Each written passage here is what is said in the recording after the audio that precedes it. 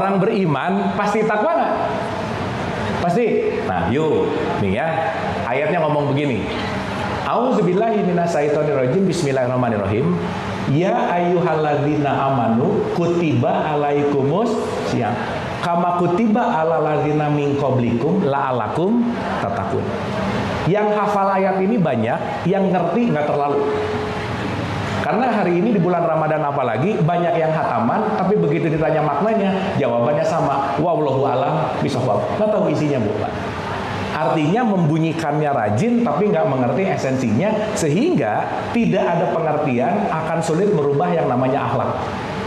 Ya, Indonesia udah Ramadan bertahun-tahun, tapi korupsi gitu-gitu aja, gitu. Dalam artian apa? Jangan-jangan concern antara ritual dan akhlak ini tidak ada relevansi gitu. Nah, kita kembali, Bu, Pak. Hai orang-orang yang beriman. Berarti yang disuruh puasa adalah orang yang beriman. Ibu bapak lagi puasa? Ibu bapak berarti orang beriman bukan? Kok nggak pede ya? Jawabannya insya Allah bagus sih gitu ya. Oke. Berarti pertanyaannya mau jawab aku beriman atau tidak? Kata kuncinya seenggaknya aku tahu indikator parameter orang beriman itu seperti apa. Itu satu. Ya ayyuhalladzina amanu kutiba alaikumusiyam kama kutiba alal ladzina min qablikum la'alakum tattaqun. Hai orang-orang yang beriman, diwajibkan atas kamu berpuasa sebagaimana orang-orang sebelum kamu agar kamu bertakwa. Ada kata agar nggak, Bu, Pak? Ada. Maka agar itu semoga. Berarti orang yang beriman belum tentu takwa. Padahal Quran ngomong yang paling mulia adalah orang yang paling takwa. Berarti orang KTP-nya Islam belum tentu beriman, apalagi takwa. Setuju, Bu, Pak? Jadi maksud saya, kalau kita sekarang Islamnya cuma baru KTP, berarti belum aman, gitu kira-kira. Karena KTP tidak menjamin sesuatu, karena yang menjamin adalah nilai-nilai dari ketakwaannya. Nah, sekarang kita dalemin esensi tentang puasa, Bu, Pak. Ibu bapak yang dirahmati oleh Allah, ketika ada statement hai orang-orang yang beriman, di situ ada kata-kata hai, Bu, Pak. Iman itu berarti berbicara tentang value. Value itu berarti berbicara bukan dalam konteks fisikal kita, karena fisik kita ini tergantung value kepada nilai aplikasi jiwanya kita masing-masing, gitu ya. Ibu bapak, saya rasa kita tahu bahwa kita ini bukan hanya tubuh, kita punya mental yang namanya jiwa, punya sumber yang namanya ruh, gitu kira-kira. Maka dalam perspektif teologis Islam, dalam pandangan tasawuf, ada Islam, ada iman, ada ihsan, ada jasad, ada jiwa, ada ruh, gitu. Makanya ketika Quran mengatakan masuklah kepada Islam yang keseluruhan, artinya apa? Bukan hanya ragawi, tetapi ruhani itu menjadi terlibat dalam konteks yang namanya beribadah, gitu kira-kira. Nah, sebagai contoh, Ibu Bapak, ketika ada kata-kata iman, berarti puasa ini lebih dominan kepada jiwa. Maka hai orang yang beriman, siapa sih orang yang beriman? Jangan lupa, Bu, Pak, iman itu satu akar kata dengan aman. Maka orang yang beriman adalah orang yang jiwanya aman, orang yang jiwanya tenang. Disitulah konteks yang disebut orang-orang yang beriman. Nah, sekarang tinggal cek and recheck aja. Setiap hari lebih banyak galau, stres, depresi, anxiety, atau tenangnya. Karena kalau kebanyakan galaunya, kebanyakan guncangannya, berarti ada sesuatu dengan jiwa. Maka ibu bapak jangan lupa, konteks fisik kita itu ditentukan oleh jiwanya. Kalau jiwanya bersih, pasti jasadnya akan mengalami hal-hal yang baik. Kalau jiwanya kotor, pasti jasadnya akan mengalami hal-hal yang dalam tanda petik nggak baik. Maka ucapan seseorang yang diucapkan oleh mulut itu tergantung dari kualitas jiwanya. Kalau teko isinya teh, akan keluar air teh. Kalau teko isinya susu, akan keluar susu. Maka orang ucapannya kotor, berarti jiwanya kotor. Setuju nggak, Bu, Pak? Oke. Berarti pertanyaannya, perbaikan akhlak dalam kemuliaan udah pasti bukan hanya urusan jasad, gitu. Tapi kaitannya kepada iman yang kaitannya pada keimanan, pada kejiwaan, disitulah konteksnya bahwa orang yang beriman, ciri-cirinya jiwanya aman dan jiwanya tenang. Dan pasti kalau orang jiwanya tenang, dia pasti menenangkan orang lain, gitu kira-kira. Jadi ibu bapak mohon maaf ya, kalau ada orang ngaku-ngaku beriman, tapi keberadaan dia bikin chaos terus, itu perlu dipertanyakan gitu kira-kira bu bapak. Karena kalau orang jiwanya tenang, vibes-nya pasti ikut tenang. Kalau jiwanya gelisah, vibes-nya pasti ikut gelisah. Maka jiwa ini punya peranan penting. Dan ibu bapak, maaf ya, leluhur kita itu udah tahu banget tentang ini. Makanya dulu waktu kita upacara, rajin upacara, selalu nyari bangunlah jiwanya, bangunlah badannya. Jiwanya beres, badan ikut beres. Jiwanya nggak beres, badan pasti ikut nggak beres. Maka kalau datang ke dokter, pasti pertanyaannya yang sakit adalah sakit.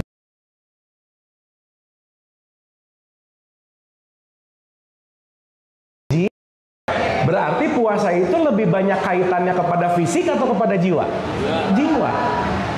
Maka kalau kita puasa takarannya cuma nggak makan dan nggak minum, itu nanti Nabi Muhammad selalu mengulang-ulang satu statement bahwa banyak dari umatku yang berpuasa, tapi mereka cuma dapat haus dan lapar. Selesai. Tapi lupa bahwa haus dan lapar itu hanya bagian kecil dari puasa, karena esensi dari puasa adalah mengalami pertumbuhan jiwa.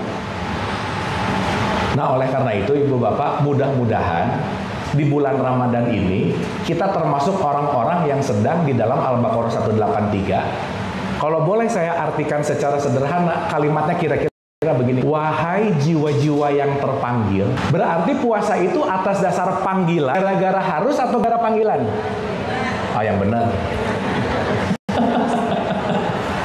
Atau jangan-jangan cuma mengulang-ulang tradisi, udah yang penting Ramadan puasa aja. Sama halnya seperti sholat ibu bapak. Kenapa Allah selalu mengatakan janganlah kamu sholat dalam keadaan mabuk? Orang yang mabuk berarti tidak sadar, betul nggak Bu Pak? Kalau sholat dalam keadaan nggak sadar, kita hanya melakukan kebiasaan tanpa merubah proporsi jiwa kita, sehingga apa? Sholatnya jalan tetapi akhlak tidak lebih baik gitu. Puasanya jalan tapi akhlak tidak lebih takwa gitu kira-kira. Nah jadi di awal ini yang ingin saya garis bawahi ibu bapak, yuk mari kita lakukan ibadah ini bukan karena pokoknya, bukan karena harus, bukan karena katanya, bukan karena kebiasaan, tapi semoga puasa yang kita lakukan benar-benar panggilan jiwa kita yang kesadarannya adalah bukan aku harus puasa, tapi aku perlu puasa. Bukan aku harus sholat, tapi aku perlu sholat. Karena kalau kita sudah perlu, pasti ngerjainnya mindful, Bu, Pak. Pasti ngerjainnya nggak banyak ngomel, nggak banyak komplain, nggak banyak lihat jam pengen cepat maghrib gitu misalnya. Karena kenapa? Pasti puasanya dinikmati gitu kira-kira. Sampai sini oke Bu, Pak? Sampai sini oke? Oke. Di dalam kata puasa ada wajib nggak Bu, Pak? Wajib. Pertanyaan saya. Dan perlu direnungkan Bu, Pak. Ibu bapak yang dirahmati oleh Allah, kalau Allah mewajibkan sesuatu, di dalamnya pasti ada unsur-unsur yang kita nggak suka, Bu. Kenapa? Karena pertumbuhan jiwa akan selalu menghadapi sesuatu hal yang kita nggak suka, Bu. Jangan lupa, tidak ada pertumbuhan di tempat yang enak, tidak ada pelajaran yang baik di tempat yang nyaman, itu nggak mungkin. Maka pertumbuhan jiwa dan kedewasaan pasti akan menghadapi hal-hal yang kita tidak sukai, udah pasti. Contoh, Bu, Pak. Ibu bapak kalau mau main jujur-jujuran ya, kita jujur gitu. Ibu bapak kalau saya kasih pilihan, makan bebas terserah aja, minum bebas terserah aja, atau makan dan minum diatur kayak gini, mending bebas, mending diatur-atur, Bu, Pak. Nah, bagus jujur berarti ya. Nah. Berarti ini lagi dalam keadaan rada-rada tersiksa nggak kira-kira? Menyenangkan atau tidak menyenangkan? Enggak. Tapi karena religiusnya agak sok-sok religius, begitu Ramadan mau datang, marhaban ya Ramadan, happy banget Ramadan, pret banget, bohong gitu. Karena kenapa? Orang dia mau diatur kok makannya. Betul nggak Bu, Pak? Berikutnya, kalau nanti di dekat-dekat Lebaran, dekat-dekat Idul Fitri, mau Lebaran, ada rasa bahagia nggak Bu, Pak? Ada, berarti nggak betah waktu puasa gitu, kira-kira pengen buru-buru selesai. Yang artinya boleh jadi kita justru tidak menikmati momentum 30 hari berRamadan ini dengan keterpanggilan. Karena kenapa? Boleh jadi yang kita lakukan hanya kebiasaan yang diulang-ulang, hanya sesuatu yang menjadi tradisi, tapi kita tidak melakukan dengan yang namanya kesadaran, gitu kira-kira. Nah, oleh karena itu Ibu Bapak, di diskusi atau pembelajaran kita yang singkat ini, saya mau straight to the point yang mudah-mudahan ada sedikit bekal yang bisa kita sama-sama pelajari. Sisa dari Ramadan 2025 ini mudah-mudahan membawa kita menuju kepada fitrah, mudah-mudahan menuju kita kepada nilai-nilai yang namanya ketakwaan. Amin. Setuju Bu, Pak? Nah, berikutnya. Jadi puasa untuk orang yang mana Bu, Pak? Beriman. Supaya apa? Takwa. Jadi orang iman pasti takwa nggak? Belum tentu. Jadi semuanya, semua Ibu Bapak, nanti Ibu Bapak cek di Quran aja. Yang paling mulia di hadapan Allah adalah orang yang paling takwa. Nggak ada yang paling mulia rajin umroh puasa, nggak ada. Karena ujung kemuliaan itu intinya adalah takwa. Deal? Oke? Jadi yang penting puasanya atau takwanya? Enggak, dua-duanya. Karena yang satu jembatan, yang satu titik sampai. Jadi yang penting sholatnya atau takwanya? Dua-duanya. Karena yang satu jembatan, yang satu titik sampai. Jangan sampai muter di jembatan tapi nggak nyampe-nyampe gitu kira-kira.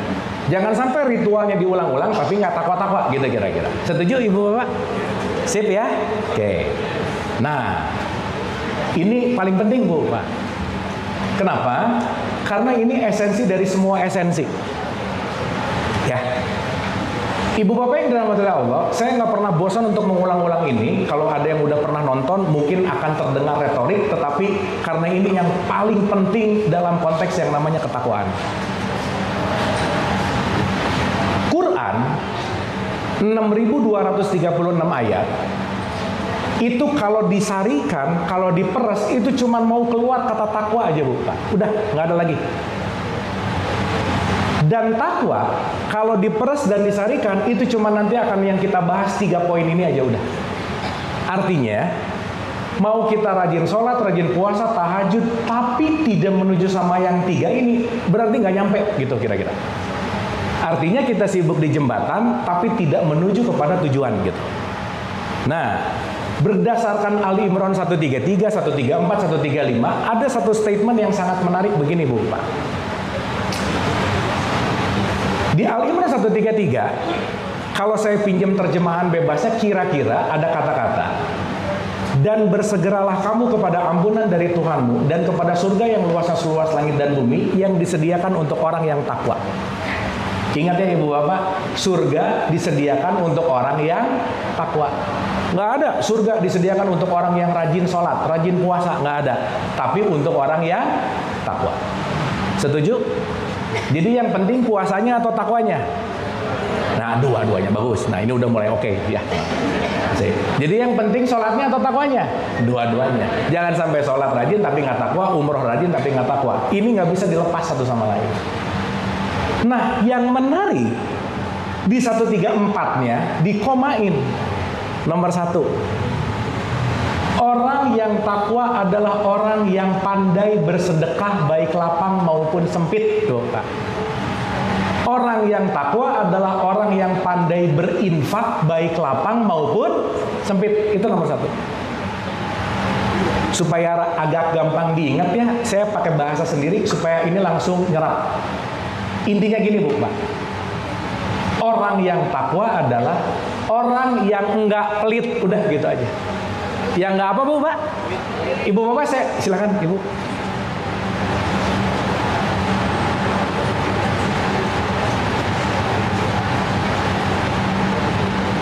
Ya. Ulangi sekali lagi ya Ibu Bapak ya. Orang takwa nomor 1 orang yang apa? Tidak. Saya mau nanya Ibu Bapak jujur ya. Ada nggak orang yang sholatnya rajin tapi pelit? Ada nggak Bu Pak? Jangan banyak, nggak enak. Ada. Sholat rajin pelit, umroh rajin pelit, berarti belum nyampe ke titik takwa.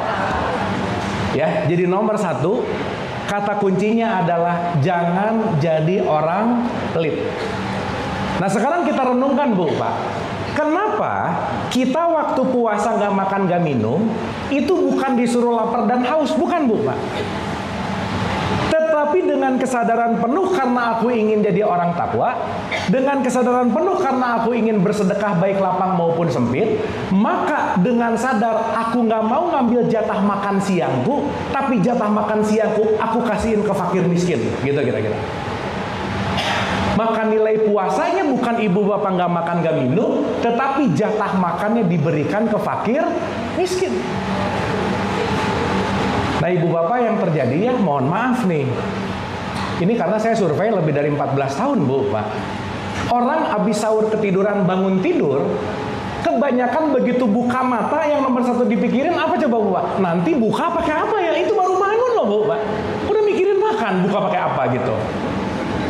Berarti jangan-jangan nggak berpikir bahwa di hartanya dia ada hak fakir miskin, lupa bahwa aku tidak makan dan tidak minum, urusannya bukan untuk aku menahan, tetapi untuk aku melepaskan dan untuk aku melakukan yang namanya ketakwaan nomor satu yang disebut bersedekah baik lapang maupun sempit. Setuju Bu Pak? Jadi semoga ibu bapak jangan sampai makan ditahan, minum ditahan, ngasih juga ditahan gitu. Akhirnya cuma mindahin makan siang di jam akhir ke sore, di sore balas dendam gitu kira-kira. Akhirnya apa? Jadi boros Bu Pak. Nilai takwanya jadi hilang. Yang kedua Bu Pak, niat kita waktu puasa, nawaitu saum. Saum itu beda dengan siang. Saum itu lebih kental esensinya kepada ruhani. Jadi sebetulnya begitu ibu bapak niat saum, bukan niat nggak makan nggak minum, bukan. Tetapi aku mau mensaumkan, mengheningkan, mau mengontrol hawa nafsuku gitu. Maka ciri orang takwa yang nomor dua adalah orang yang pandai menahan amarah. Ini nomor dua Bu. Sehingga kalau puasa rajin, umroh rajin, tapi marah-marah juga rajin, amarahnya nggak bisa dikontrol, artinya apa?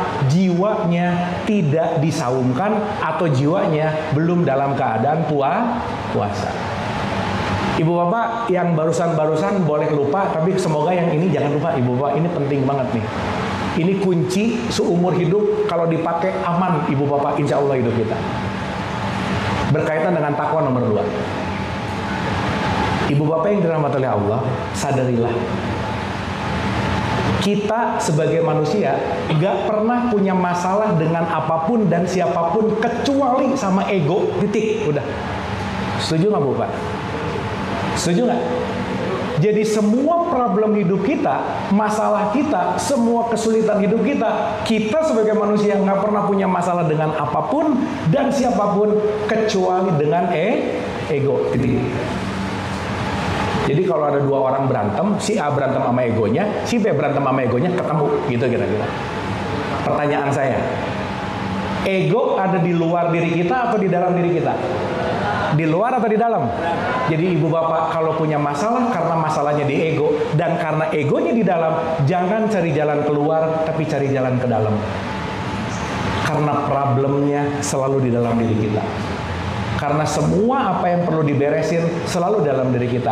Jangan berharap orang lain akan selesai kalau kita tidak menyelesaikan. Karena kenapa? Yang di luar pasti refleksi dari yang di dalam. Setuju ibu bapak? Oke nggak ini ibu bapak? Oke. Terakhir. Ini udah ada matador soalnya. 1 menit terakhir. 1 apa bu pak? Wah ini udah lupa lagi ini. Benar puasa nih. Jangan jadi orang pelit. Yes. Nomor 2. Pandai menahan amarah. Kita penting untuk tidak menjadi orang yang egois. Yang terakhir Bu Pak. Yang terakhir nih. Orang yang takwa yang nomor 3, puncak dari ketakwaan adalah orang yang pandai memaafkan kesalahan orang lain. Titik. Sesaat kita nggak punya skill memaafkan orang lain, sesaat kita sulit memaafkan orang lain, ada sesuatu dengan jiwa kita, maka mudah-mudahan jalan Ramadan kita adalah jalan untuk melepaskan sesuatu yang belum kita maafkan, supaya jiwa kita kembali ke fitrah, supaya jiwa kita semakin mulia, dan supaya kita selalu menuju kepada keridhaan Allah Subhanahu wa Ta'ala. Amin. Oleh karena itu, ibu bapak, panjang umurnya serta mulia. Kemuliaan itu ada pada orang takwa, dan takwa itu kaitannya sama tidak pelit, menahan amarah, dan bagaimana kita pandai untuk selalu memaafkan kesalahan orang lain. Oleh karena itu, Ibu Bapak, senantiasa kita bukan hanya melakukan ibadah ragawi, tapi tidak masuk kepada jiwa kita, yang mudah-mudahan Ramadan 2025 ini Ramadan yang benar-benar membawa jiwa kita menuju kepada jiwa-jiwa yang bertakwa. Terima kasih, semoga bermanfaat. Wabillahi taufiq wal hidayah. Assalamualaikum warahmatullahi wabarakatuh.